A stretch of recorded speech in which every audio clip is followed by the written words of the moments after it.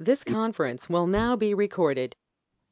I pledge allegiance to the flag of the United States of America, and to the republic for which it stands, one nation, under God, indivisible, liberty and justice for all.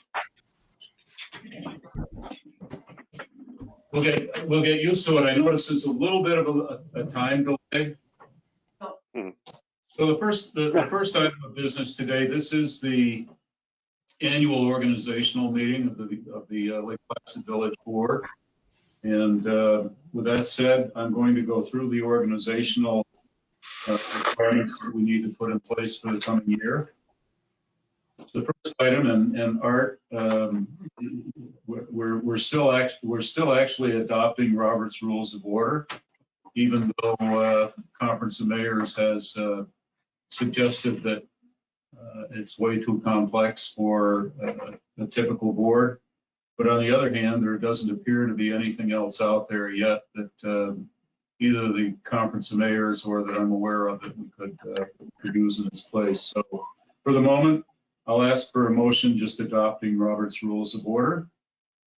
So moved. Second. Second. All in favor? Aye. Any opposed? Any abstains? That was unanimous. The next item are the appointments of various positions. There's a full page of them. I am not, with one change, I'm not proposing any changes this year. And as you'll note from the notes that you have, those people that were already appointed to a 2-year term last year are good until April 2021. Others will be advanced to April 2021. And the reason for that is your mayor's term ends with the April 5th, 2021 annual meeting. And at that point, it will be up to the next mayor to make appointments. So the only change that we have that is, I believe, Anita, is the town to appoint the deputy village court clerk, which in the past was Jennifer Myhill. Yes. That will now be Jennifer Hayes. And I would add that conversation with Dean and with Jay, the town board will be doing likewise appointing Victoria Duffy as the town deputy court clerk. Other than that, you all have the list in front of you. Are there any questions? Comments? Anybody that sees something that should be different? I would ask for a motion accepting and approving the appointments as noted. So moved. So moved. Second. I think that was Jason and Art. Okay. In any order you like. We'll call a motion. All in favor? Aye. Any opposed? Any abstains? Okay. Next item is the appointment of commissioners for the year 2020, 2021, until April. Jessica told me. 2021.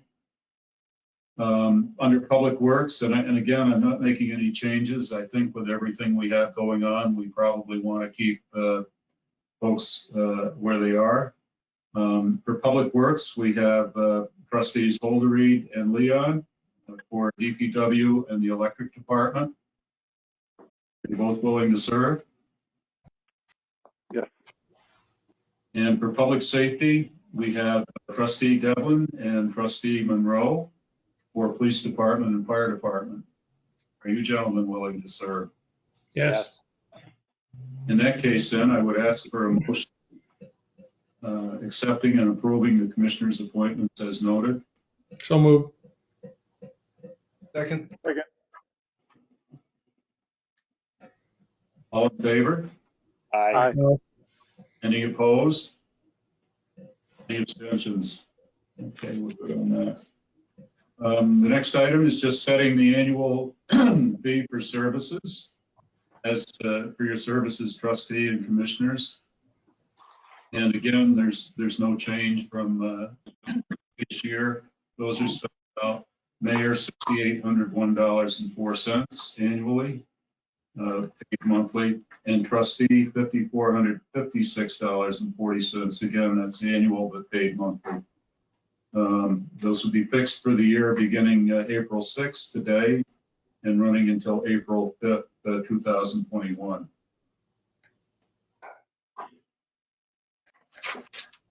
Where did the 56 cents come from?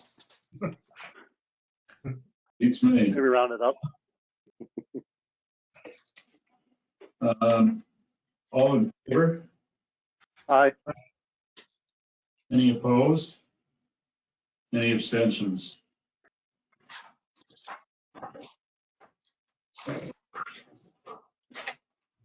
That's what that's.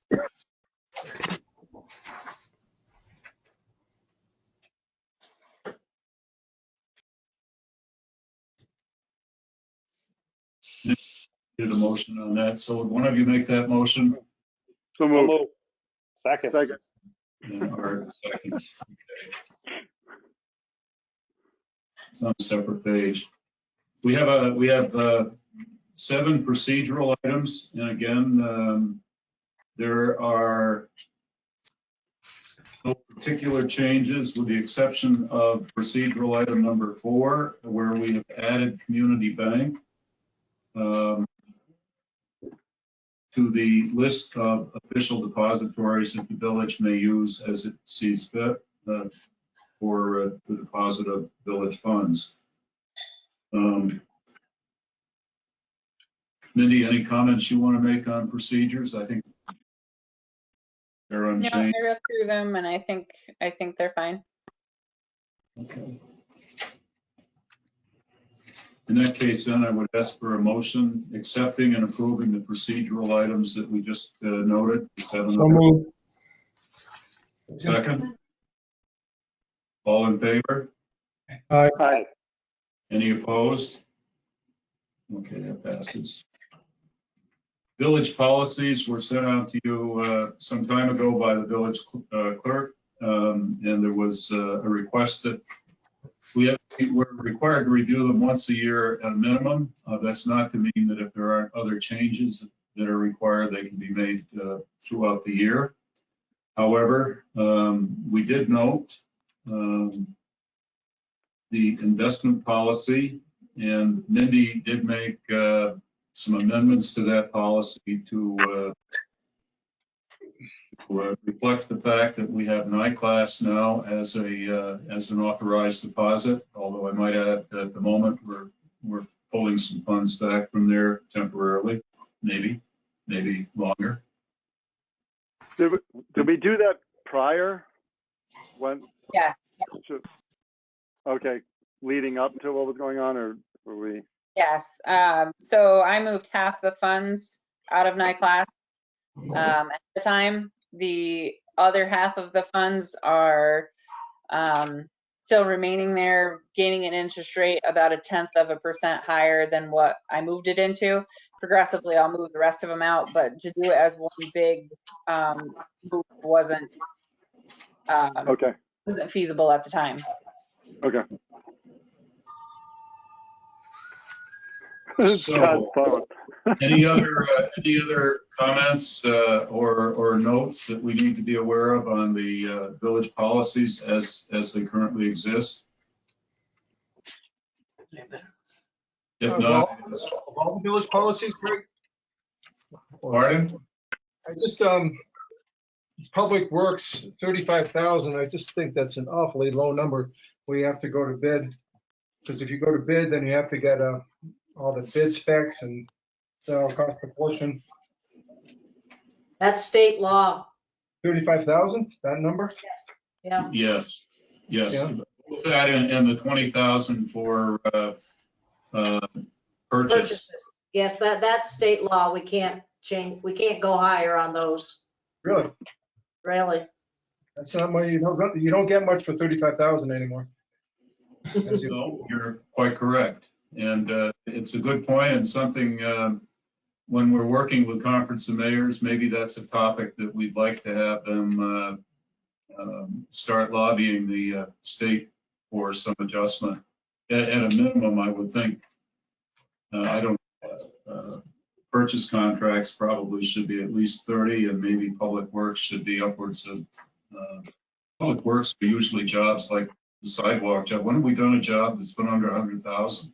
And you'll recall that those numbers were raised not that long ago. They were lower. You're correct. If there's no other comments, I would ask for a So motion moved. and a second. Second. Any opposed? Okay, the village policies are reaffirmed for the coming year. Aye. Aye. Um, We're all art tonight. Okay, we have, under media, we have required to designate a local daily newspaper for, as our official newspaper for publications. And I would propose, even though I'm not always happy with them, that remain the Adirondack Daily Enterprise, and the Lake Placid News is weekly. We're able to do that. But also I would like radio station WSLP noted as an official radio station for the village for the coming year. SLP right now, when this whole COVID issue started, Jim Williams was one of the first ones to get on the phone and say that they would be delighted to offer their support and services wherever they could in terms of public services. And I think that I know I've already used them once. The food pantry needed to create a drive-up delivery system at the Catholic Church using the garage in the back, and they needed someone to supply them with a freezer. And they called me, and I was thinking, who the devil could I get to do that? So I had Jim Williams publish it on the radio and post it on their Facebook page. I think they ended up with 3. So it's a Fantastic. tool, and one that we, I think the recognition as our official station probably is good. So with that said, I'd ask for a motion on the media designations. So moved. Second. Who was the second? Peter.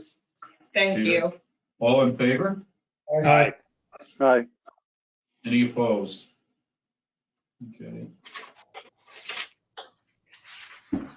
Same procedure on depository banks, recommending for the coming year that NBT Bank, Champlain Bank, Adirondack Bank, and this year we're adding Community Bank and NICLAS be authorized as depositories for funds of the village. Again, I need a motion on that. So moved. In a second. Second. All in favor? Aye. Aye. Any opposed? Okay. Is there anything else to come before the organizational meeting before we adjourn it? Did you say you wanted to add a technology? That would be under our normal operational board meeting, which we can discuss when we have the organizational meeting. Okay. So if I could have a motion to adjourn the organizational meeting. So moved. In Second. a second. We had Scott as the first, who was the second? Art. Thank you, Art. Okay, well, all in favor? Aye. Aye. Aye. And we'll declare the organizational meeting adjourned as of 5:15. Record. I was just about to say, this may have been the fastest one. I wouldn't be surprised if you're right. There's something to be said for not changing horses in the middle of the stream.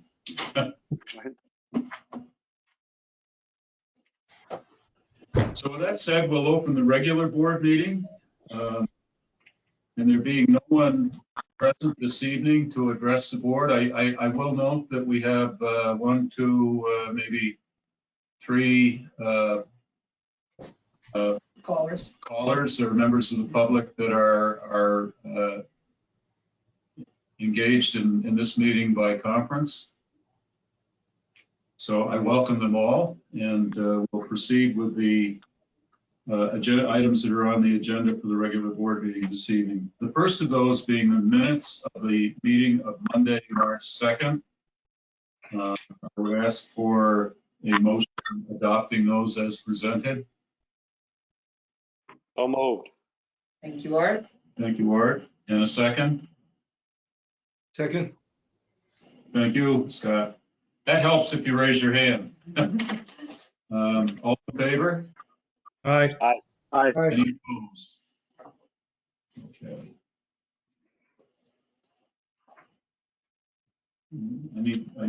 The same with the regular board meeting minutes of the meeting of Monday, March 16th. So moved. Art? Second. Who's second? Scott. Scott, thank you, Scott. Any adjustments or changes or comments? If not, we'll call a motion. All those in favor of adoption as Aye. presented? Aye. Any abstentions? Any nays? Okay.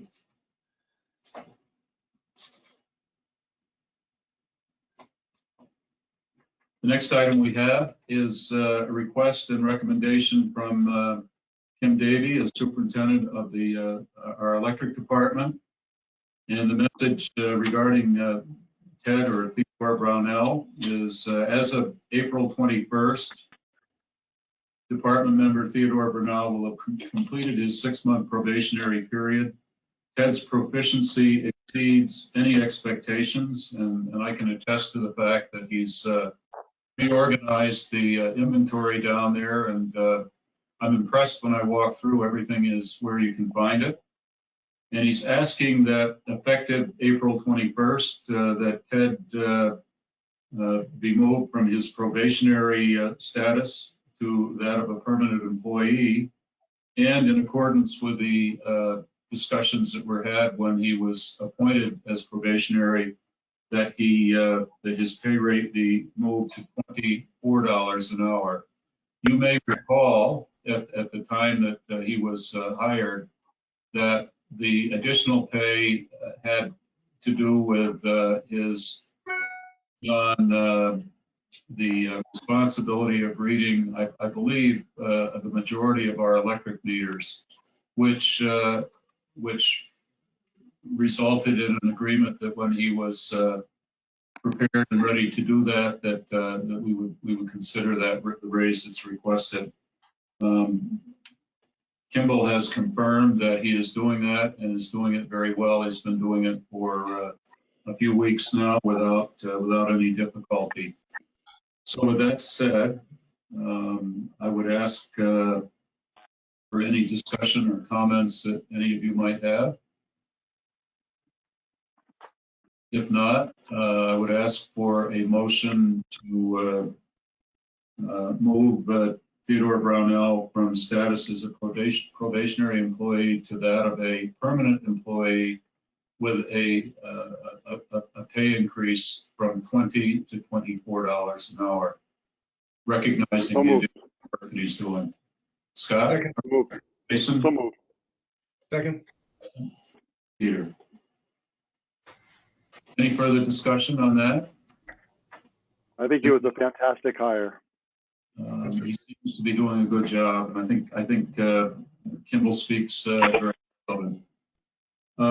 We'll call the motion then. All those in favor, please say aye. Aye. Any nay or abstain? Okay, most of the ayes have it. That's passed.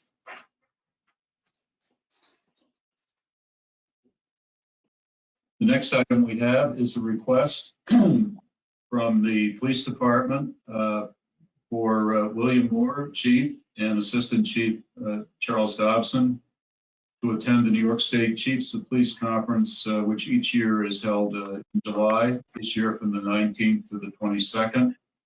This year's location is Glens Falls.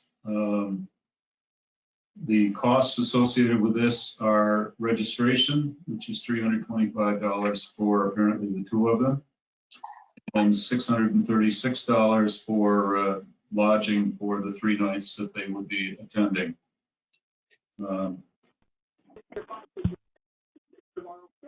Any discussion?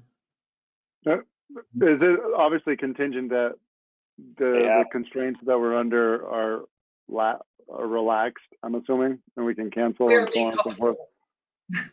I think that's a good point to make, that all of these obviously are contingent upon conditions that exist at the present time. Should those be extended into those periods of time, then I think it would be difficult for this organization to host a large meeting. Yeah, I would just say, I agree with you, Mayor. I think from our perspective, we've done this for a decade, so it's almost implied that if we authorize it, it's assumed that the situation has resolved, but it's always good for at least the perspective of the public to let them know that we're mindful of that when we authorize it. Absolutely. So if we could have a motion authorizing their attendance as Second.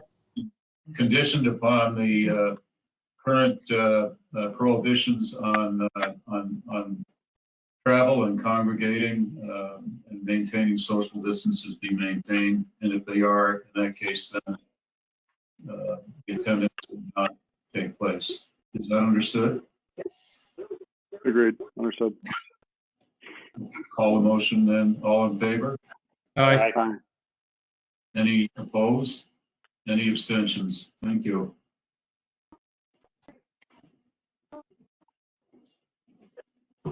Okay, under anything else to come up under clerk items? No, there is not.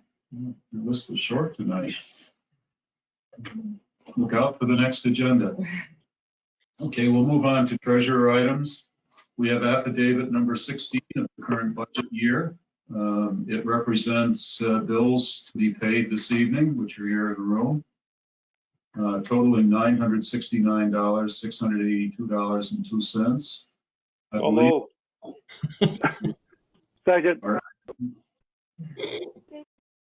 And in addition, we have a $32.09 utility bill refund issued to one of our utility customers. We'll read through all these if you gentlemen are satisfied. I'm assuming it's going to be as interesting digitally as it is in person, but I can forgo it. Okay, absolutely. You all have the detail, and you have the actual listing of bills. With that said, I'll call the motion then. All those in favor of paying the bills as presented? Aye. Aye. Opposed? Any abstentions? Okay. Squared away on that. Okay, we have received the audit report for the financial condition of the Village of Lake Placid.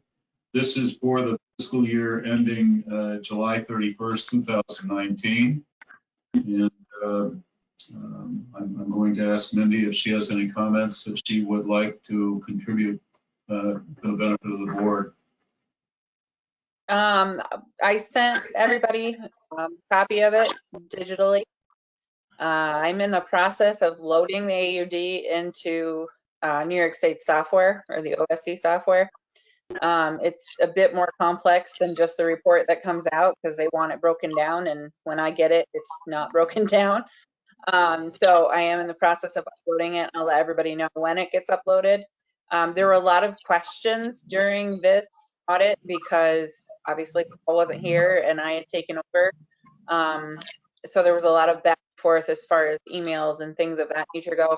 I will say that the Main Street project, the funds that we have outstanding for Main Street, did have to be booked as a receivable on our accounts because up until this point they hadn't been, and we did receive some of the funds finally for the slip lining portion that we had taken care of. So as it stands right now, BST's happy, and the audit looks good. There may be some additional questions, and if you have them, I'm more than happy to answer them. See you Wednesday.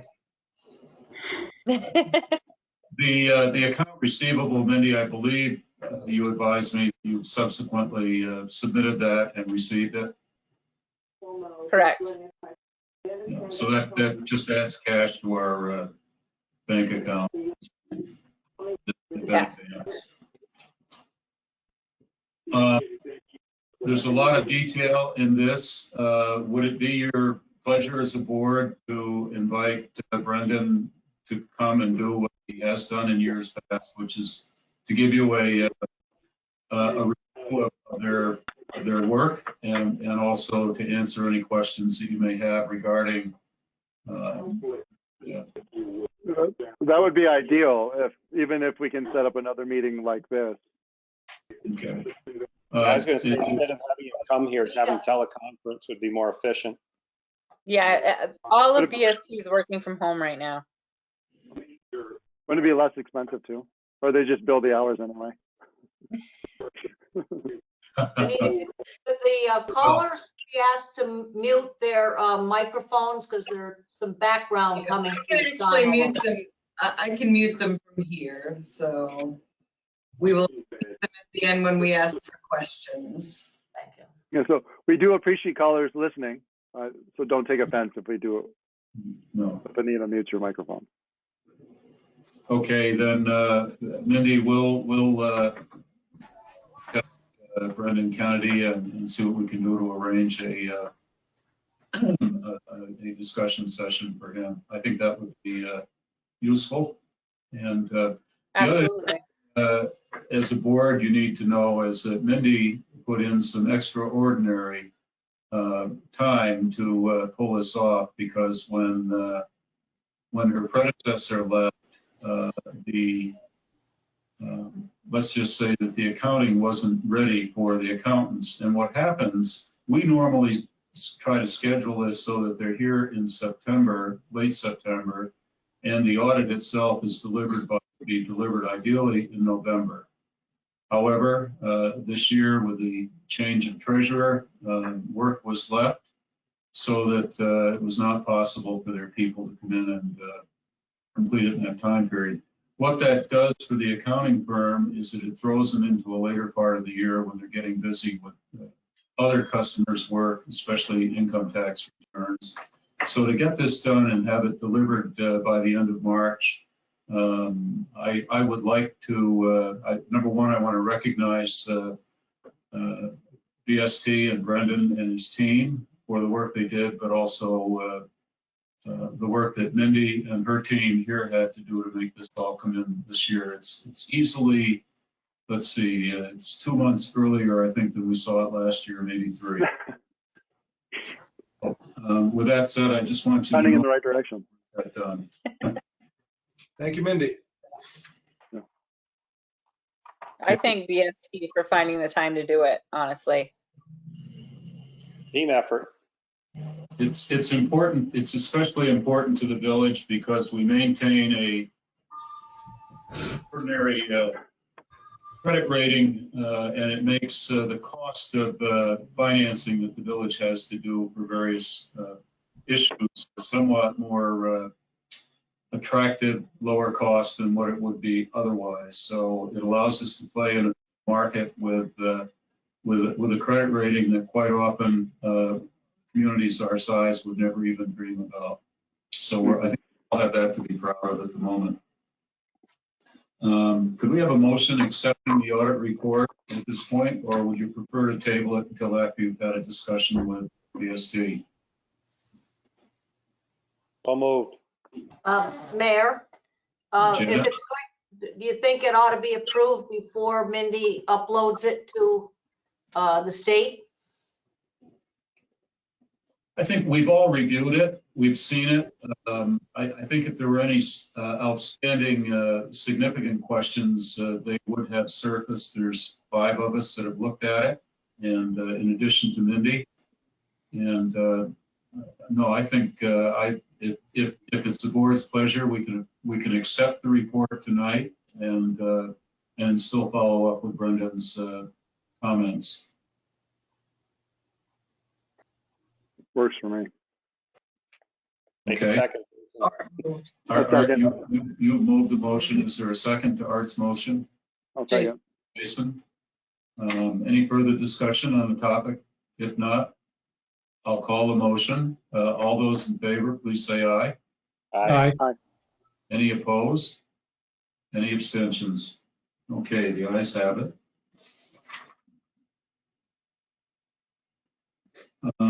Gentlemen, any items of new business that are not on the agenda that you would like to bring up under new? If not, we'll move to old business, section 6. And there we have a couple of, I guess I would call them housekeeping items. And one is, the first one is an issue that did not come to light until the code office started sent down the application form for short-term vacation rental license. And it was noted that there was a description in the document for a mains. There are 7 different types of license that a property can apply for. They only get one, but there is unhosted, which obviously is somebody who isn't on the property when it's being occupied as a short-term vacation rental. And they're limited to 90 days maximum. And they also need to have a 24-hour contact person within a 60-minute drive from the property. Hosted properties, we're all aware of, must be an owner resident for 184 days per calendar year. Must be present overnight whenever the property is occupied as a rental. And if they meet those requirements, they are then exempt from the 90-day maximum limitation rule. 14 days or less rental can be hosted or unhosted. If you rent for 14 days or less, you're exempt from paying a permit fee, which is consistent, I believe, with IRS regulations currently. However, you still need a 24-hour contact person within a 60-minute drive of the property. Main Street, post office to 1 Main Street, you may recall that the recognition of vacation rentals in those districts that are considered somewhat commercial, although not officially named as such. Village Center is Main Street, but it incorporates the stretch from the post office to 1 Main Street. And the form that was put together indicates no off-street parking required. You're exempt from the 90-day maximum limitation rule. You may have more than 1 STR permit per property. You still, however, need a 24-hour contact person within 60 minutes of the property. The issue, when it came downstairs, and I noted it, was the no off-street parking required. That is not what this board discussed nor anticipated. And what should have been reflected here is no on-street parking is required. Obviously, those properties don't have, they're all 0 setbacks, no parking lots. However, when it was brought to the attention upstairs, we were advised that that did not get into the legislation that we so therefore, we're going to talk about our First Amendment to this legislation tonight. Just to give you the rest of the types that they're offering, Main Street outside of Post Office to 1 Main and Sentinel Road in Village Center, you will be exempt from the 90-day maximum limitation rule, and you may have more than 1 SDR permit per property. Again, you'll need a 24-hour contact person within a 60-minute drive. Wilmington Road, Cascade Road, and Saranac Avenue are in what's referred to as the Gateway Corridor District. Their STRs are exempt from the 90-day maximum limitation, and you may have, again, more than one STR permit per property. You'll need a 24-hour contact person. So they're all somewhat consistent, but each of these are unique zoning districts. And then the last one, condominium townhouse short-term rental, the 90-day maximum limitation rule as long as there's an active HOA. And again, they need a 24-hour contact person within 60 minutes. The presumption there is that the HOA sets the standards for the property owners in a condominium or townhouse setting. And in that situation, it didn't seem like we needed to look over their shoulder as well. So with that said, the code office went ahead and put this out as I currently read it to you with the flaw on the Main Street parking in place, which is ambiguous because what we anticipated there, as is occurring currently with one or two properties that are doing short-term rentals on Main Street, is that they still have an obligation to provide and demonstrate that they have parking for their guests. And typically that should, I would think, and Janet, you and I talked about this earlier today, I would think that it would be no different than any hotel on Main Street. They would have to have one parking place per property.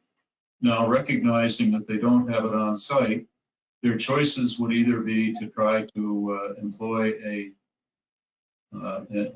permit type parking, which at least two properties on Main Street now do with the village, or they can find off-site parking somewhere else where it's permissible. Obviously, it would be off the Main Street. So with that said, you have in your packets the proposed amendment, which is local law number 2, to amend the Village of Lake Placid, Town of North Elba Land Use Code, which it now is, to amend section 11.4a so that it reads, required off-street automobile parking spaces for short-term rentals shall be equal to the maximum number of motor vehicles permitted by the following subdivision B, with the exception of Main Street from the U.S. Post Office to 1 Main Street. In the section of Main Street, and this is the new sentence, in the section of Main Street from U.S. Post Office to 1 Main Street, the applicant must demonstrate that they have off-site parking meeting the standards in this section 11.4 and section 11.2B7. Parking spaces within a home garage shall not be counted as parking places unless the garage is actually used for and available for parking, and each space meets the standards below in subdivision C. And that is simply a definition of a parking space equaling a 9 by 20 foot. So I'm sorry to have to bring this to your attention so quickly, but I think to not make that change and get the code office to correct their application is misleading to those people that might be applying on Main Street. At the moment, we don't have many of them. We have at least, I believe, 2. We may find we have more than we know. But for that reason, I'm asking for an amendment to the land use code to fix that oversight. And I guess in the way of explanation, when I think back about how the drafting got done on the code, there may simply have been too many cooks in the broth in the process. That goes without saying. I'd just like to clarify that just from number 1 Main Street to the post office, under the current land use code, if a property is 0.30 acres or less, regardless of the use, they do not have to provide parking. And the other, just so that everybody knows what this current code says, if you're a hotel or a motel not in that district and more than 0.30 acres, you do have to provide the parking. So this change would be for STRs only in that district. And they would then have to demonstrate that they have the requisite parking. One question might be whether it's one per bedroom or one per unit. And the other section that is mentioned here requires that they not provide parking on any lawns, on any public streets or private streets. So as the mayor said, they would have to provide parking somewhere else. Maybe it's through a permit system in a municipal lot, or maybe it's through some private arrangement that they have. Thank you. But I know that this is still a work in progress, but what would be quote unquote acceptable documentation that they have obtained parking? What would they submit to the code enforcement office? That would I be think we're going to have to rely on the code office to use a bit of judgment here, but the fact of the matter is, and Janet raises it, one parking place per bedroom is what the short-term vacation rental application requires. One per unit, you could argue that a hotel on Main Street might have a 2-bedroom unit or a suite, but typically hotels are not fully furnished living accommodations, and short-term rentals, for the most part, I think we view them as being fully furnished units that would accommodate a family. Mm-hmm. So there are some points here that, and in the future may be different. I would say this, that we anticipate the town is going to take up a resolution at their April meeting to join with the village in establishing an overhaul of the current land use codes, which will take, I'm guessing, even with professional help, will take a year or longer. But in the meantime, we need something to measure this situation to. The more conservative requirement is 1 per bedroom. 1 per unit might mean that if you take a unit that's got 2 bedrooms and you get a situation where you have more than 1 car, common sense says right now that on Main Street, you're not allowed to park your car on the Main Street overnight. And that is because we clean that street every day in the summer, throughout the year, and we need the street clear to do that. That's only in the winter, Craig. In the summer, you can park on the street all night. That's only in the winter. Yeah. I think we change that, but that's. Actually, Peter, our police department tells me that they do enforce no parking on the Main Street. I think we need to look at that maybe a little bit better, but the whole purpose of making get this right is to make sure that we can continue to maintain our housekeeping service on the Main Street, and we can only do that early in the morning. Yeah.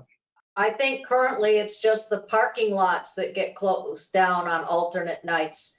I think throughout the village, the no parking ban is just from, what is it, November 1st to May 1st overnight. That doesn't pertain to Main Street. Main Street's all year long. Pardon me? Main Street's all year long. Okay. Yeah, that's what the chief advised me too, Jim. Well, I guess my question is why would, and I apologize because this meeting, the way the format is, Okay. why, if we have 1 per bedroom, say in a residential area, why not on Main Street? Is it just recognizing that Main Street in itself is limited in parking? Well, first of all, Jason, Any other use on Main Street is not required to provide off-street parking. So this is a brand new slate, a clean slate, if you will.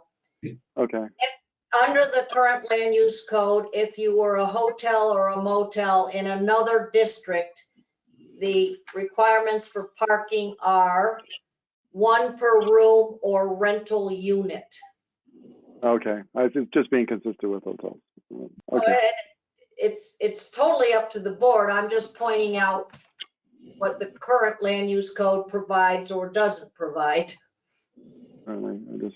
I guess addressing the issue as it is today with only a couple of on Main Street, I can foresee potentially more and then becoming an increased problem. And I guess we will just have to revisit that if it does.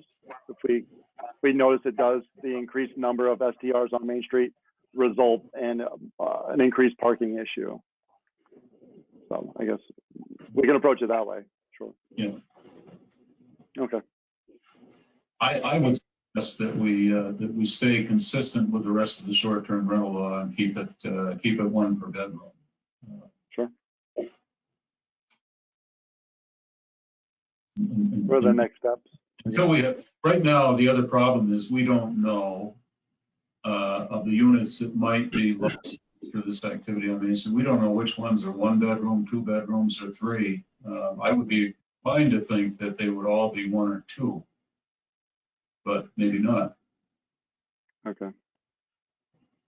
Well, I think the one thing that we do know is that the existing buildings on Main Street that are currently short-term rentals have multiple units. Yes, they do. So they'll have to have multiple parking sites. Until, again, I mean, parking is such a precious commodity on Main Street. We have to be very careful here. We've got permanent residents on the street. We've got business owners on the street. We've got business employees on the street. We've got a tall order here and a very, very limited parking opportunity. We're hoping to fix that to some degree, but that's going to involve an investment in parking that we're not, although we're working on it, it's not available tomorrow. And a reminder that this would be a local law, so you would have to schedule a public hearing after which the board could take action. Understood.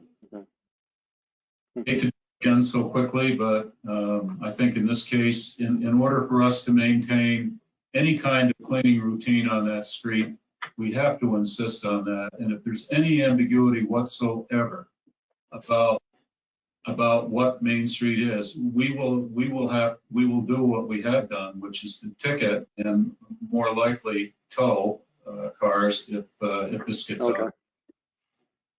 Okay. Well, the other thing that we know has happened is there's been space saving, is that the right word? For people to check in and check out. And that's probably, but that isn't solved by this. This is just. No, and again, we have, those that exist that we're aware of struggle with that, but it was their choice to put those properties on the Main Street. I don't think this is another problem with the short-term rentals. You don't have to go to the planning board, so there's no real planning as such done. Short-term rentals don't seem to fall under anybody's jurisdiction for much of anything, not Department of Health, not our planning board. So at this point in time, we've taken a step which begins to bring a little bit of control to the situation. And parking is one of the major problems we're trying to reconcile. Okay.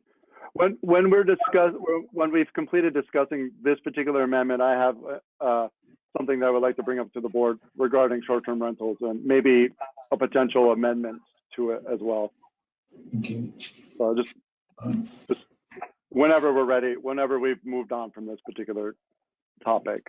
Well, I think it's probably, if it's the board's wish to go to public hearing with this, and then whatever you present, Jason, Also, is the board's wish to go to public hearing. They should all be included in the one amendment. So Mayor, may I just present like sort of a discussion topic to the board, or do we want to get the board's authorization to move forward with public hearing with this particular part? Well, Then we can amend the motion after the fact. Thank you. I think we probably should finish the action on this particular topic. I have another one to bring up under short-term rental, which has to do with these. And then your item, I certainly would entertain, because as Janet said, we'd like to do them all.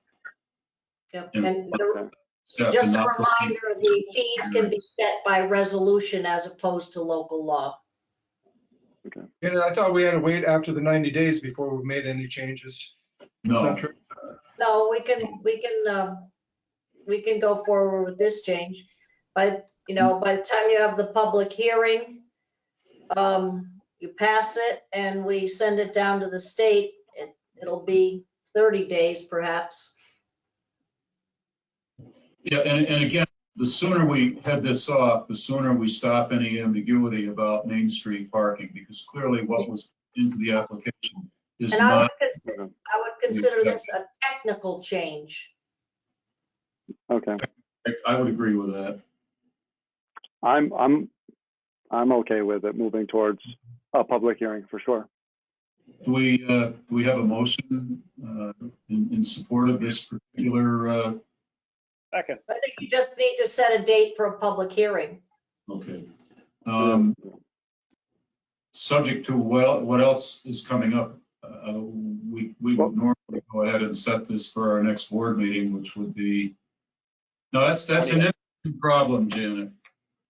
How does the COVID-19 gathering? It would have to be a public. I guess it would have to be a public hearing in the sense of what we're doing this evening. Yeah, I think we'd look to whatever the guidelines are for public hearings. I'll look into that. Okay. Should we tentatively set it for that date, assuming it's possible? To me, the sooner we do this, the sooner That we would get be the 20th. the quorum changed. Okay. At 5:00 p.m.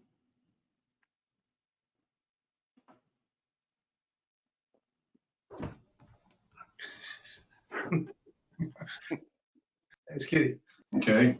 Dinner Is time. that a first or a second, Scott? Second. All in favor? Aye. Okay. Any opposed? Motion. Okay, so we can set that public hearing. Next item, I got these to bring up, Jason, but I'll be happy to take yours now and next if you'd like. Oh, yeah, sure. What I was thinking, or what I've talked to the community, is that we've kind of noticed with short-term rentals, and I want to preface this by saying I'm approaching this as we have a law in place. It's not oppositional to the law. It's what I've noticed that's how we could maybe utilize or leverage this law to help out our residents. And I didn't see within the local law any sort of the ability of the local government, i.e. the village board, to suspend or revoke permits or have the ability to in a case of a national emergency or sort of threat to public health. As you've made pleas publicly, the town supervisor, the county have made pleas to the residents or like STR owners not to rent during this pandemic. There were several examples of STR owners, not all, but some leveraging the pandemic to get people to come up. And you made it clear, and I think that was fair, and the supervisor made it clear in the county, we have no legal authority or the ability to say stop. When it comes to this, I'm not saying stop in general. I'm thinking about these extreme cases where our community is at jeopardy. And what I was hoping to facilitate a conversation that maybe we can add some language in that gives the village board the legal right to take some action in extreme cases, much like we're facing now. So I guess that's including Janet and the village board. How do you feel about that? And how can we, and if we all feel that in extreme cases, we should be able to do something, how would we go about that? Jason, that question has been asked and answered by the state, by the county, by me and other attorneys. We as a municipality do not have the authority to direct that people cannot use their properties for a legal purpose. If that kind of an order were to come down, it would have to be at the state level. Well, we can, with the legislation in place, we issue the permit. So through the permit system, we do have a vehicle to control that. No, if somebody has a permit and they're legally obeying the rules of the permit, we do not have the authority. It's not under municipal home rule. It's not delegated to the municipalities to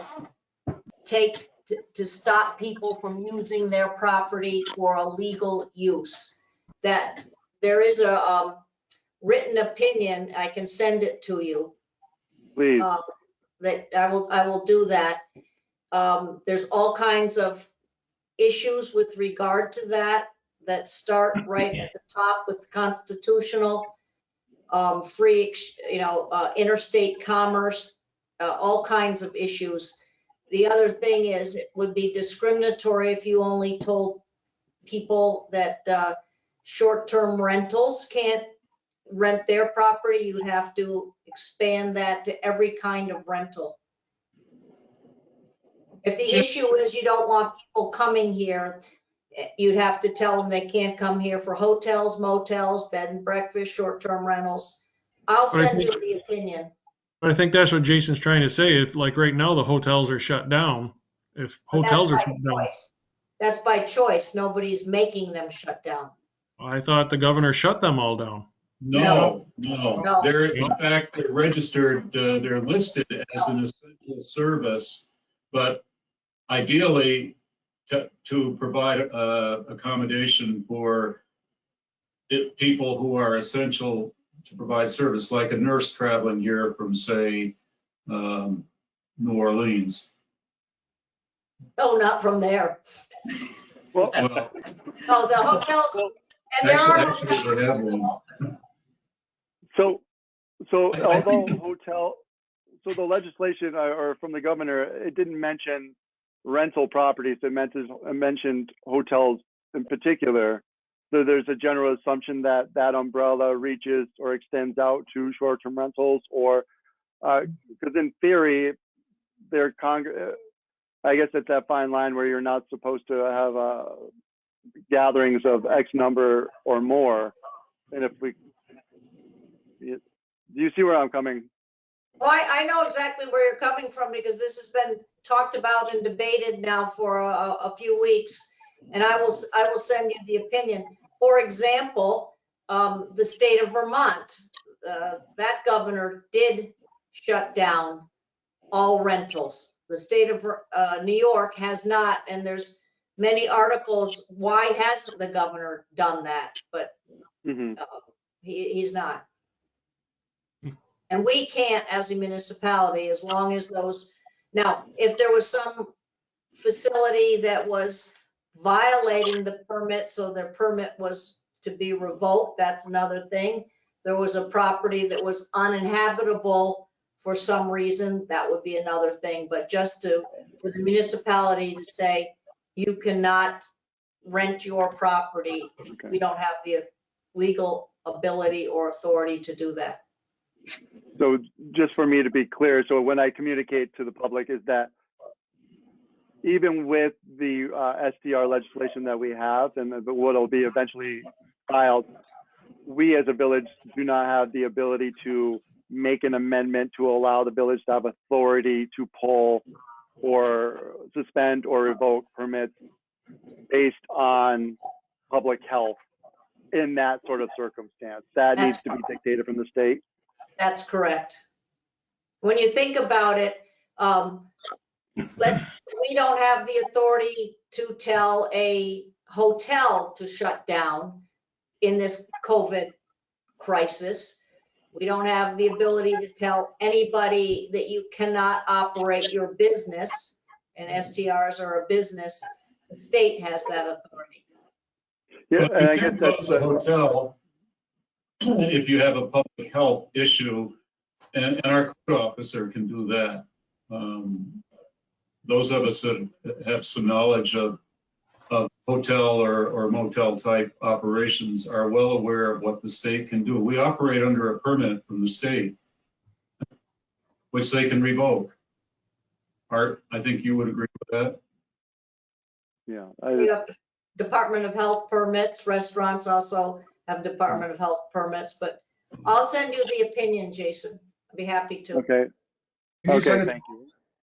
I think the underlying issue here is that even the state of New York does not have any kind of jurisdiction over short-term rentals as they exist anywhere in New York State. And I think, Peter, you and I were at a governor's session at the Hotel Saranac a few weeks ago, and he was approached by the media about that question.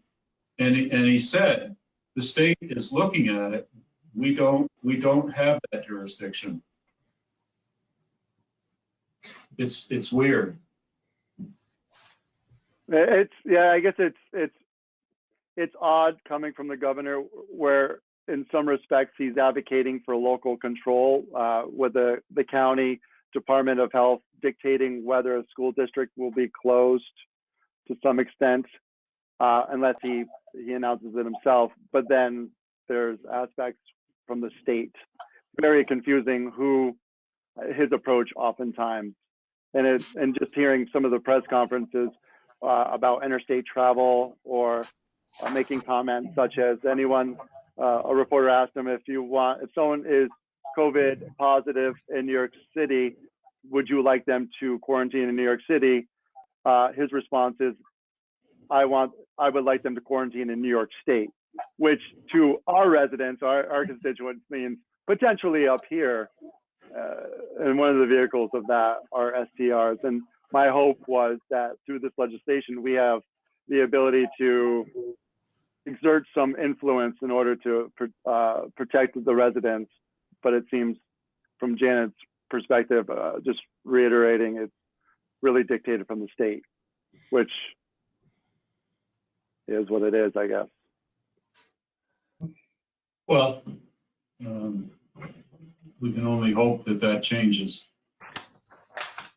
Okay. The other item that we have to consider tonight, and this is housekeeping because we can set this by resolution. The town and the village, so this is more in the form of ratification.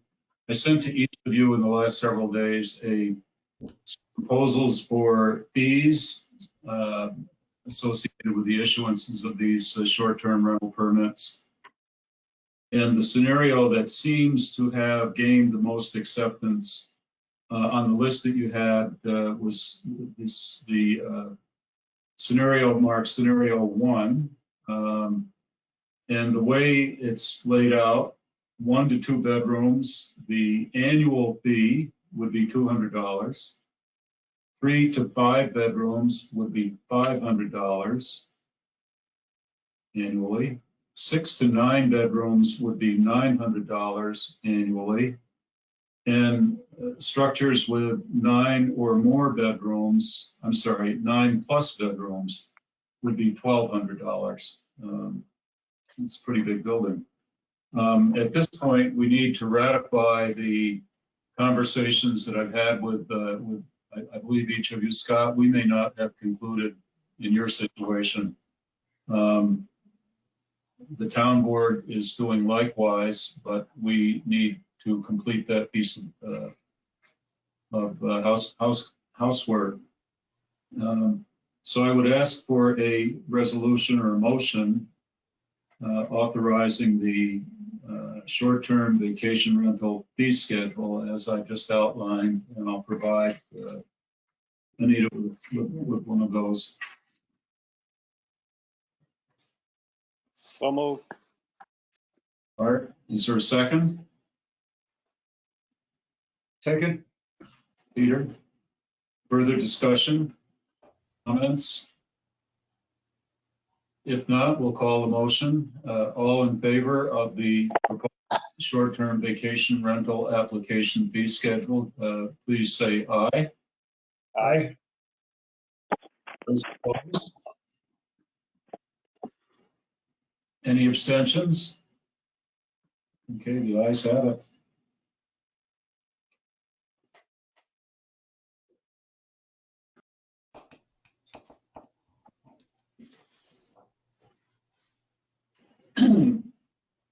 I think that's all I had under short-term rentals to bring up this evening. Janet, was there anything else? No, the other topic you and I talked about, I think you're going to talk about in your work session. Right, okay. Under the Main Street project, the Main Street Task Force Group has, obviously with what's been going on in the elimination of meetings, it's been mostly telephone calls back and forth. There are two subcommittees that are currently engaged in different assignments. One of them is was to create a public information presentation. That committee has largely done its work. I think they were looking for one more visual that would have to come from Jim Edgecombe, and that was the visual of what a proposed parking facility across from the bank might look like based upon where we're at. Peter, do you want to comment on that? I emailed John Hutlinger today again. I mean, he's very receptive, it seems like, to possibly using his land to make our project less expensive, if you will. And anyway, I think I'm meeting with him tomorrow. We're going to walk the property. He wants to know more details, you know, like. At the same time, pardon? I ran into the Hotlingers and they were looking over, and they did seem very receptive to the concept and just needed explanation. They mentioned they're not happy about the Marcy Road entrance, clearly. But as far as the other part about not being in opposition to the structure and possibly using their land so we can, so we don't have to drive pilings, that might happen, but we'll see. Devil's in the details. Yeah, so there's something about Marcy Road. They were open to Marcy Road being an exit, but just maybe a left turn only going down and then right onto Main Street. How do you make that? What's that? How do you make people not turn right? You know, we can put a sign, but that doesn't mean people don't follow it. Oh, true. That was just that's what they had suggested or would like to see. I was just relaying. That's all. You can have that conversation. Well, the hillside is admittedly that's the narrowest part of Marcy Road. It's not a full 2 lanes, and it's also the steepest portion. When I was a kid and we were sliding on Sunday afternoons, that was one of the best parts of the whole hill for a sled. The folks on the other end of it, who are up behind the Bass stores and those buildings, I have spoken with them, and they had approached us with the thought that they're wondering if they could get access to their property, because the current access they have from the street over by the Episcopal Church is, at best, it's bad. And we went back to them indicating that we were at a point where we're in the design phase and would entertain a discussion.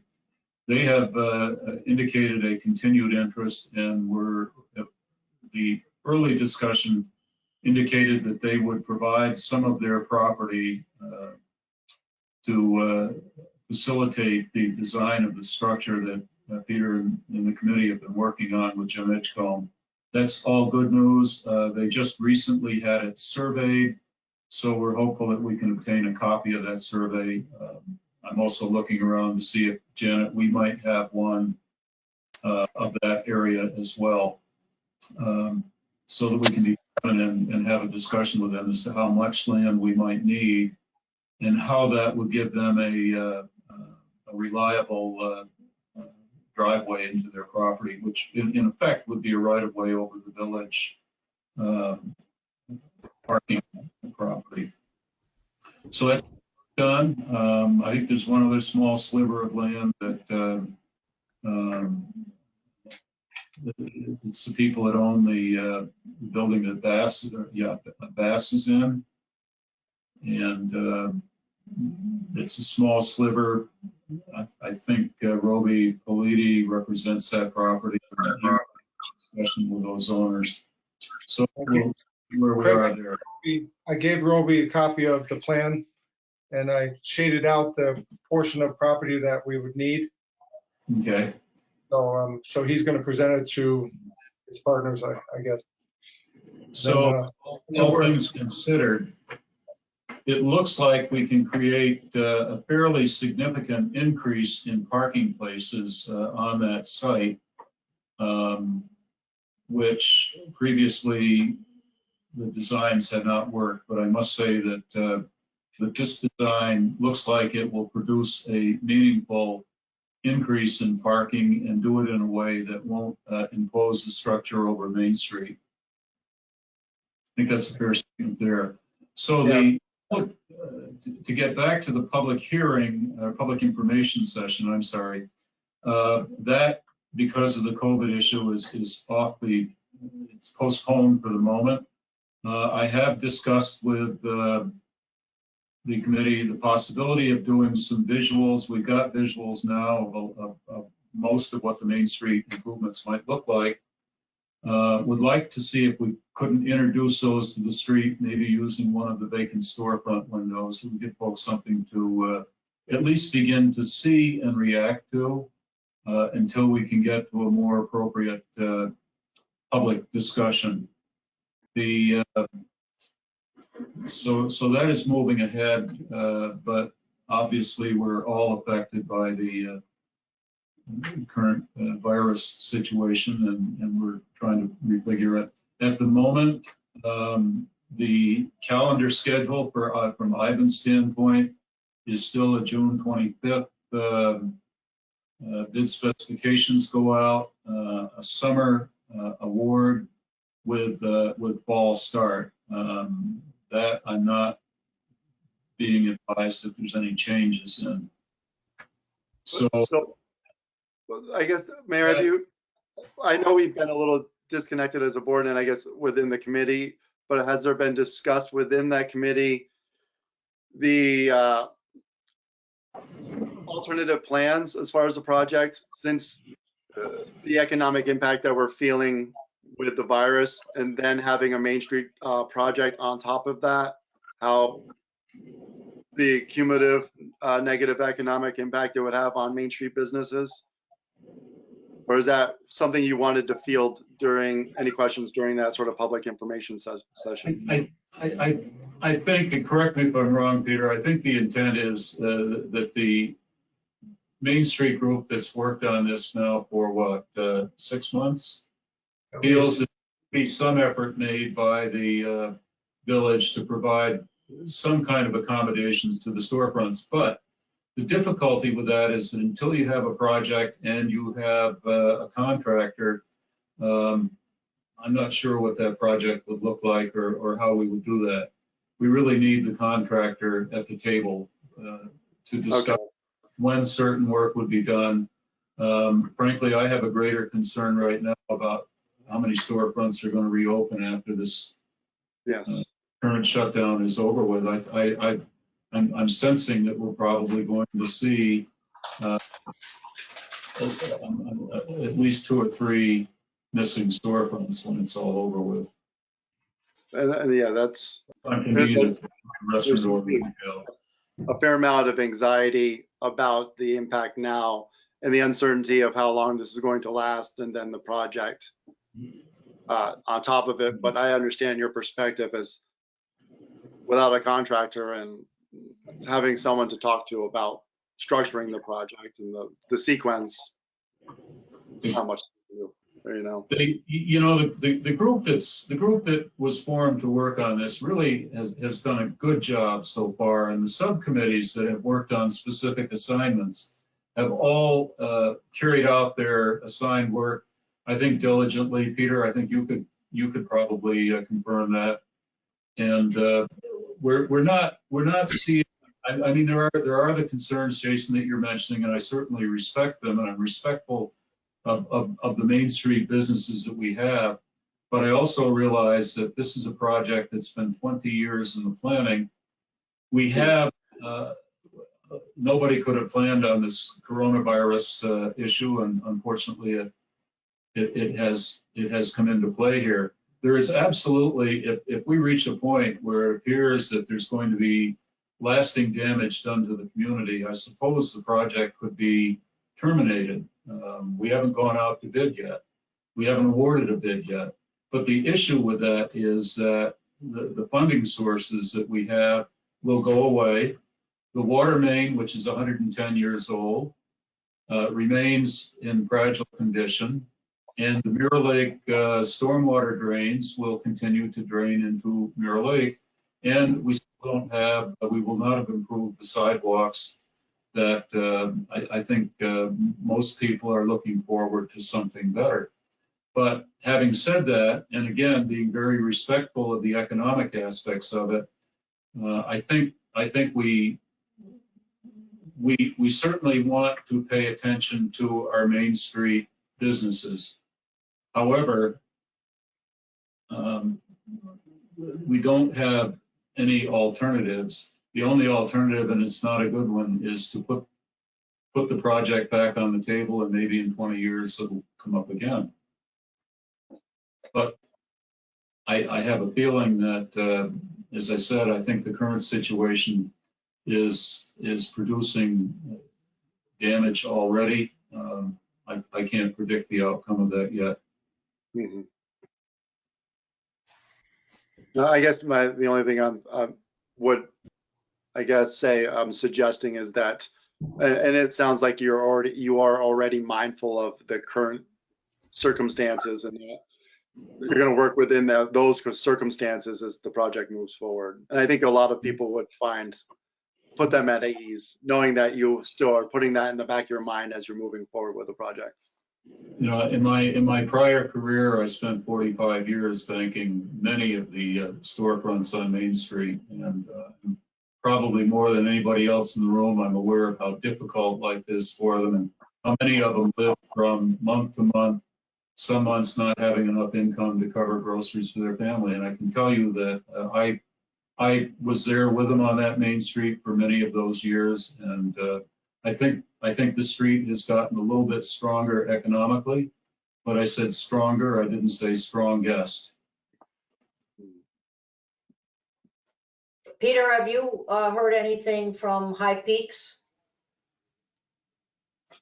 In relation to what? The latest information that they were provided? I think I saw something going from Ivan to them. No, I asked Brad about it. He didn't. I don't think anything's for sure. So we still don't have the easements, in other words? Correct. Yeah. I think, Peter, you and I might want to get on the phone with Ivan. Yeah. And get an update from him. I know these days have been awkward for everybody, but that is Reed's in town. It's a key part of the project. Yeah. So, yeah. I can ask Reed when I see him. He's walking around the lake every day with his wife. He's Connecticut, I guess. Okay, you're talking about Reed? Yeah. Yeah. Okay, well, I think maybe we can help you, Janet, get a more current conversation on that. Thank you. Anything else on the Main Street project at the moment? If not, we'll move into mayor's items, and I do have a few items. Usually I don't, but the first item I need to make you all aware of is that under the current governor's pause orders, the town, the village, and we had considerable discussion over the weekend. We are and have closed the playground equipment areas, and those are being taped off as being out of use. The tennis courts have been closed during this period, and the public restrooms on Main Street, the doors at the moment are locked. I guess the only good thing is there's not a lot of traffic on Main Street. But the issues have to do with disinfection in each of these cases. Each one is a little bit different, but the guidelines are pretty clear as to what we have to do. The parks are still available for people to walk in, providing they adhere to social distancing. And I don't know how many of you heard the governor's press conference today, but he made a very strong point of reinforcing the call that we owe this to ourselves to be as vigilant as possible, maintaining distance from each other. And he did it in effect by doubling the size of one of the penalties that can be imposed in the event that people fail to adhere to those standards. So the playground equipment is taped off. We're having some COVID-19 warning signs created, which will be installed around them. And this is not only the village parks, which are the beach, Teddy Bear, McKinley Street, Dow Road, Jutraw Park over by the station, but also the town's playgrounds, which at the very least includes one on Newman Road. Tennis courts, the issue there is that the ball that is used in the game of tennis can be handled by and is handled by all the players. And that ruled that out. Surprisingly, golf courses are still allowed to be open, but the restrictions there are, unless I guess it's a husband-wife maybe, one person per golf cart, or in some cases I'm hearing that they're not permitting golf carts, you have to walk. So there are those restrictions, which have certainly focus has been increased on over the weekend. Village election that was scheduled for March was postponed, the governor's state of emergency orders, and is currently, it appears that the village court justice position, Justice Corson, will remain in place until such time as a date has been selected. The New York Conference of Mayors has requested the governor reschedule the postponed village elections for June 16, which happens to be the statutory date for those villages that hold their elections in June. That, however, has not been confirmed yet. In another issue, I received a letter from Parmalee Tolkien on behalf of the North Elba Historic Society. And she just said, in light of the planned construction on Main Street this summer, the Lake Placid North Elba Society would like to offer the use of our parking area to the village under the same terms as the 2016 agreement. I trust construction will go quickly and smoothly and hope that you will not need our parking area. Hopefully, we'll let you know that it could be available to you. I will move forward with Janet to, we just have, I think, revise the agreement that it did exist between the town and the society for that purpose. I think at this point, we want to be sure we have parking wherever it may be while we're going through that process. So I don't need any other action on that tonight. A letter from the volunteer fire department under Chief Tori Hoffman's signature, just advising us that the officers of the Lake Placid Volunteer Fire Department made the decision to postpone the April annual meeting of the corporation and the annual election of officers that was scheduled for April 7th at 7:00 p.m. The meeting is tentatively rescheduled for May 5th, 7 o'clock. But this will be evaluated at a later date as that situation remains fluid.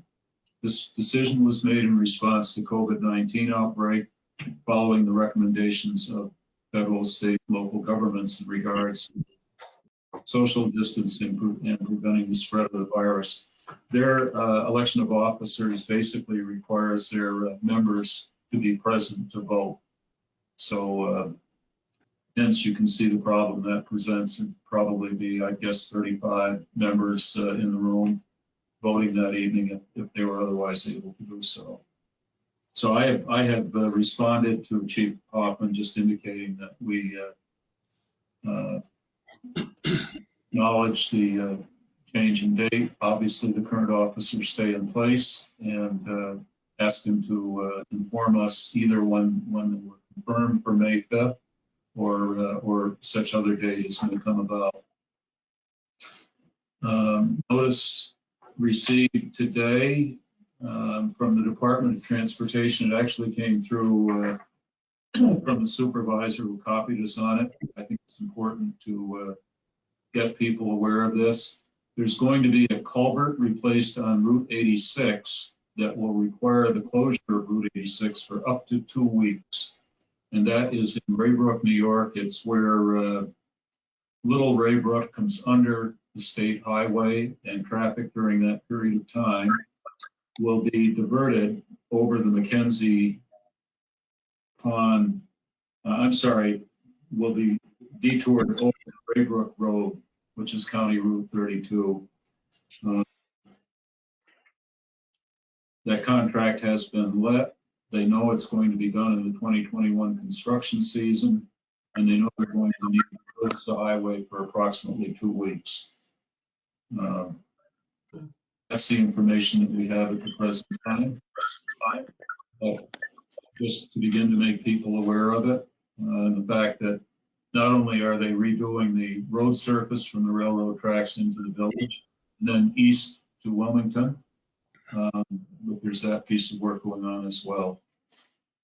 One other point that I'd like to bring up and get your guidance on, we did, the electric department, under the state of emergency, did defer any electric turnoffs that would normally occur by April 15th, and we deferred those and extended them to May 15th, at which time we'll have to reassess the situation and see where we are.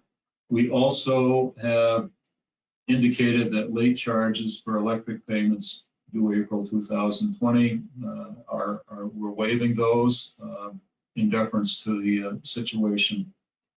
With that said, I also am aware that with no traffic on the main street to speak of, our traffic control officer has basically been placed on call. He's at home, which is part of the directive that we operate under.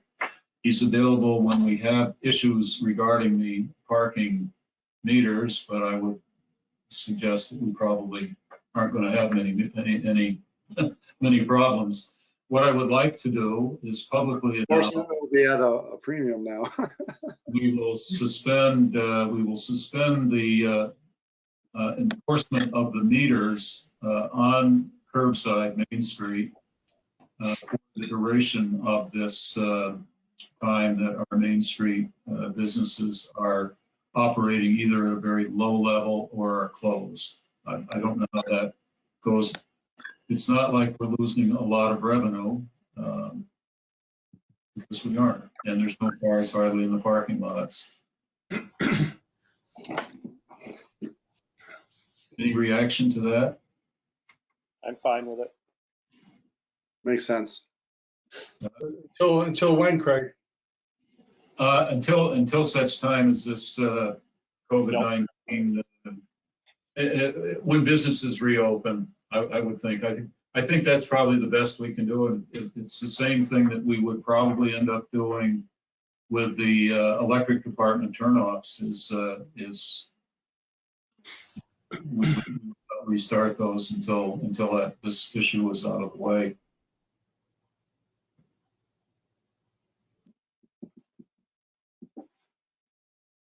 it's interesting when you're up on the street now, you can pretty much tell who the people were that used to park on the street and sometimes got ticketed because I see those same vehicles up there. Obviously, at this point, I don't think there's any value in having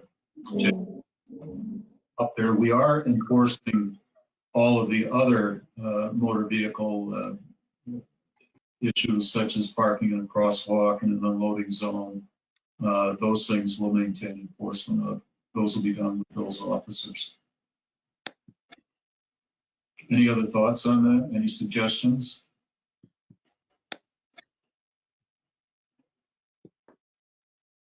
Probably would hurt if we had a motion to support that. So move. Art, Jason? Further discussion? All in favor? The chief, by the way, supports this too. Aye.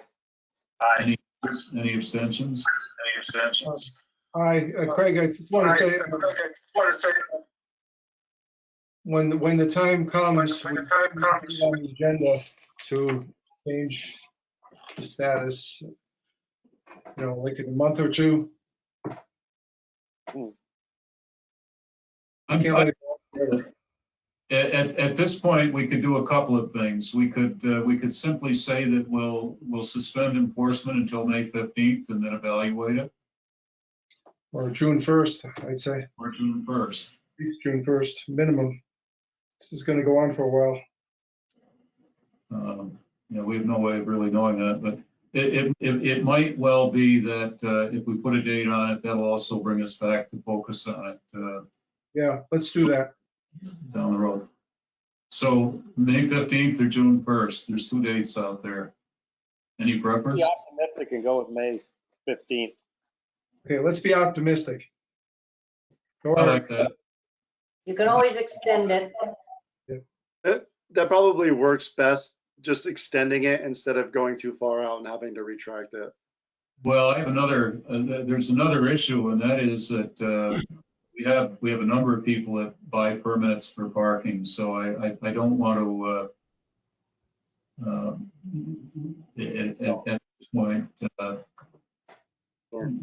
makes sense. yeah. So I really don't imagine that there'll be many buying for just this current quarter. Right. But by May 15th, we'll be into next year's permits. So we'll proceed on that basis then. I'm probably going to put out, I did a state of the village thing after our last board meeting, where our departments were and where services were. I will probably, but there's so much stuff that's coming in that we're putting out on our Facebook pages and our websites. It's helpful information to businesses. It's helpful to individuals that are trying to cope with the fact that they don't have a job right now, and a lot of that type of information is out there. But I will update the community on where we are in terms of our essential critical services, because they're all operating appropriately. Each department is still operating under the guidelines of the governor's directives, and we're doing some spring work. Brad has started, but again, trying to keep his men separated. We're doing some spring cleaning. We've been able to get the Elgin out on Main Street, a couple of passes. It's beginning to look better. I had a discussion this afternoon earlier with Charisse and the beautification group with respect to getting some plantings. I think it's important while we're all suffering from being homebound or not seeing much activity. She is going to put some of her spring flowers out where she can. Those are mostly plants that are cold tolerant. Those would be, we've seen them before in the spring. She just wanted to be sure that was something that we would that we would want done. And I said, well, I think anything we can do to brighten up our residents' day, and if it's making something look like it might be a little bit normal, that's great. As long as, and she's operating with only, I think, one other staff person, but also is anxious to get her plants out of the greenhouse. So there'll be some of that activity going on. We'll continue. There are shoulders. I was surprised. There's shoulders that are still frozen. We haven't completely thawed out, but we will continue to try to maintain as much normal activity as we can with half the staff working from one week to the next. Another issue that we're looking at right now, it came up in the appearance committee meeting this past week, and that is that typically we would be doing a village cleanup day in May. At the present time, given the risks that are associated with sending people out there, having them properly equipped, not knowing whether the bottle has been there for all winter or if it got dropped there this morning and it may have virus conditions. I think the appearance committee made the right decision, and that is that the village cleanup should be postponed until such time as it's safe to do it. In the meantime, I think they talked about the fact that in a lot of cases, it's young people that are out there doing this, and they would need to be provided with gloves for safety. But in reality, it's probably just not a good idea to have them out there right away. So that event may be postponed. Interestingly enough, there are indications on Facebook that have come to our attention where people that are on Facebook are suggesting, because they've got time on their hands, that they would go out and start doing that work. They put themselves at risk if they do that and accidentally get infected. So I haven't seen a lot of it, but it's been brought to my attention that there have been 2 or 3 comments where people were thinking about doing that just to fill up their day's time. So if you hear of it, caution, and probably not the best idea.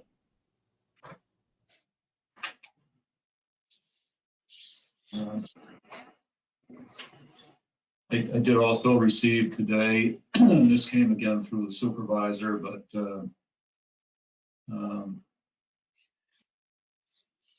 the Whiteface Club, and again, I offer this with a huge thank you. The Whiteface Club, which isn't in the village, interestingly enough, but they put out the following recommendations to all of their homeowners in that subdivision. It says, dear homeowners, Essex County and the town of North Elba have requested that all short-term rentals stop advertising availability. It is necessary to stem the flow of individuals who don't own property here from spreading the virus in our area. Thank you, best regards. And that's coming from the Whiteface Club organization. I bring that up for 2 reasons. One, I've been advised that when you look at AirDNA, it looks like we still have a large number of vacation rental properties occupied. But an Airbnb owner pointed out to me that when they go out and block their property from short-term rental, which this one had done, it doesn't show as being unoccupied. It shows as being occupied, and when AirDNA picks that up, apparently Airbnb does not have a mechanism between a blocked residence and a residency for whatever reason. So that may be useful information when people are talking to you about what appears to be an inordinate number of occupied vacation rentals. I don't know how we can confirm that. This was an owner who brought that to my attention and said we did block, but it still shows as occupied. So I understand if you delist your property that you're apparently put in a position of going back out and having to relist, and there's some fees associated with that. So it's just information. One last item. I did receive a phone call from Stan Lubit, who was calling, representing FCI Raybrook. And the point of his call, I think in part, is maybe public relations a little bit, but he primarily wanted to know if there was anything that was needed that they might be able to help the community with, and wanted to also know that they have procedures in place to protect their staff and the community. That may be contrary to what some articles in the local newspaper have brought to the community's attention. I suspect that they're making a major effort in this area to reach out to the communities in a proactive sense to try to head off some of the publicity that's out there. It's a tough situation. I pointed out to him, I said, well, in an interesting way, you're like a small community, you're like a small village. You've got an audience of inmates and employees. We have the same situation here in the village, and trying to keep the virus from spreading is a major job, and in some ways it's beyond our local ability, and that makes it difficult for all of us. So I just wanted you to be aware of that reach out. I thought it was interesting. Who knows? Let's see here. What else? I think we've covered everything. Commissioner reports. Commissioner reports. Thanks, Ron. Thank you. What's the cat's name? There's a report. That one's Lacey. I was just taking a shortcut, Scott. Nah, they're hungry. Well, it's dinner time. Yep. Anything else to come before the board tonight? If not, I'd like to open it up to whatever audience is left. I see we've got a Hold on, couple let me of callers. unmute. Lynn, You did mention a correspondence from the volunteer fire department. That's the one you read earlier? yes. Yes. Okay. Also, you've received an invitation to the department's annual banquet. I suspect that date also is somewhat subject to where Change we're without no. going. Interesting, we had what, up to 8 questions or people comments? listening in? Bigger I'd be than happy normal to for us. invite the audience at this time. Caller number 2, caller number 6. If there's no other questions or comments from the audience, I'm guessing maybe Liz is not on. I'm on. Oh, hi, Liz. Any questions, Liz? I don't think so. No, I mean, is there any other information about the culvert replacement on Route 86? What I have is a copy of a letter that was directed to the supervisor, and I'd be happy to have Anita provide you with a copy of that. Yeah, that'd be great. Okay, I'll do that. Other than that, I just want to confirm that you guys decided on May 15th as the date through which you're going to suspend enforcement of the parking meters. Yes, at which time we'll evaluate that again, as we will the electric department suspension of turnoffs. Okay. And the playground equipment is going to be roped off, but not the parks themselves? You are correct. Yes, just the equipment. And again, it has more to do with, well, it has to do with 2 things, as I understand it. First is the disinfection of that equipment to keep it safe for children to use. And then secondly is that it has a tendency to cause social distancing and aggregations of groups, which are 2 things the governor's directive is adamant should not happen. Okay. Anything else? Not for me. Okay. Anyone else have any comments or questions before I ask for a motion to adjourn? In that case, Scott? Motion to adjourn the meeting. Second. Second. Second. Okay. All in favor? Aye. Thank you all. Actually, the meeting went pretty well for an organizational meeting.